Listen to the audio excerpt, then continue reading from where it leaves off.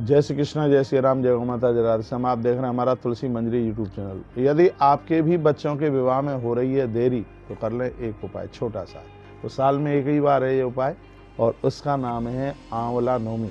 आंवला नवमी के दिन आंवले के वृक्ष की पूजा करते हुए उसमें भगवान विष्णु देव का पूजन होता है। और देखिए, इसमें बृहस्पति देव की कथा सुनी जाती है। आंवले के वृक्ष के नीचे बृहस्पति देव की कथा सुनी जाती है और इसका इतना बड़ा प्रभाव है। यदि आपके बच्चों के विवाह में देरी हो रही है तो वह अवरोधकता समाप्त हो जाएगी। और इतना जरूर संकल्प में यह बोलना कि मेरे बच्चों की शादी हो जाएगी तो वह जुगल जोड़ी परिक्रमा श्री ब्रज में जाकर के लगाएंगे। यहाँ 12 वन की परिक्रमा लगती है इस आंवला नवमी के दिन। 12 वन सुबह से लेकर रात को 12 बजे से परिक्रमा शुरू हो जाती है और इस परिक्रमा में घंटा तो 16 लगते हैं, लेकिन बहुत बड़ी परिक्रमा है।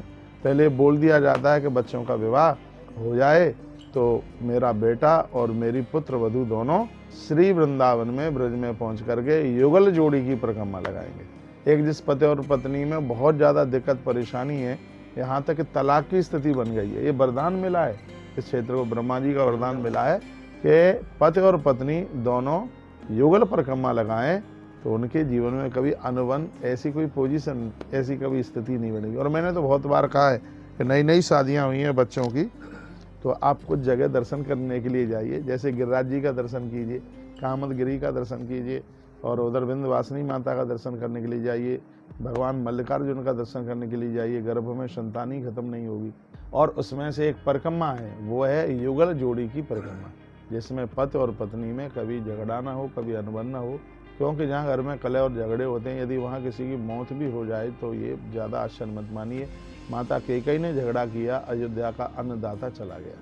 तो घर में आप बहुत आनंद के साथ रहें। मैं आपको कहूँगा यह युगल जोड़ी की परिक्रमा श्री ब्रज में लगती है, जिसमें वृंदावन आता है, जिसमें श्री मथुरा जी का पूरा भाग आता है और उसमें मथुरा के बाईपास रोड से निकलते हुए गरुण गोविंद तक ये परिक्रमा होते हुए जहाँ से आपने शुरू की है वहीं उसको पूरा कर दिया जाता है। लाखों लोग होते हैं इस परिक्रमा में। ये परिक्रमा पहले बोली जाती है कि हमारे बच्चों का विवाह हो जाए, उसके लिए युगल जोड़ी की परिक्रमा फिर लगती है। या पति पत्नी में बन नहीं रही है, कलह होते हैं, झगड़े होते हैं, उसके लिए भी ये परिक्रमा करते हुए पति पत्नी दोनों आनंद के साथ जीवन व्यतीत करते हैं। तो ऐसी है परिक्रमाएँ, बड़ी अद्भुत परिक्रमा है। इस परिक्रमा में बहुत दूर दूर से लोग चल करके आते हैं और ये आंवला नवमी को ही लगती है। अब के बार ये है परिक्रमा आंवला नवमी को 10 नवंबर को लग रही है। बहुत बहुत धन्यवाद। वीडियो आपने पूरा सुना है तो यह वीडियो आगे भी आप भेजें। तीर्थान मुनियो देवा यज्ञ सर्वे प्रकारतके नित्यम धात्री समासत्ता तिष्ठत्र के तुलाश्रते। मैं आपको यह निवेदन करना चाहूँगा कि मैंने आपको कार्तिक में धात्री यानी आंवले की पूजा की बात कही थी। गुरुदेव बृहस्पति जी की कथा सुने कि तीर्थान मुनियो देवा यज्ञ सर्वे प्रकारतके नित्यम धात्री समाश्रिता है। जितने भी तीर्थ हैं, जितने भी ऋषि हैं, वर्णन किया गया है, कहा गया है जितने भी मुनि लोग हैं, जितने भी तीर्थ हैं और जितने भी यज्ञ हैं वो कार्तिक के महीने में सबके सब आंवला की जड़ों में आकर के बैठ जाते हैं। और जिस समय आप आंवले के वृक्ष के नीचे कोई पूजा पाठ करते हो तो संपूर्ण यज्ञ करने का फल तत्काल आपको प्राप्त हो जाता है। हम भी आंवले की पूजा करेंगे। यह दिन बहुत पावन है, अति पवित्र है। स्वयं भगवान विष्णु से आंवले का वृक्ष प्रकट हुआ है तो उसको ये वरदान मिला है।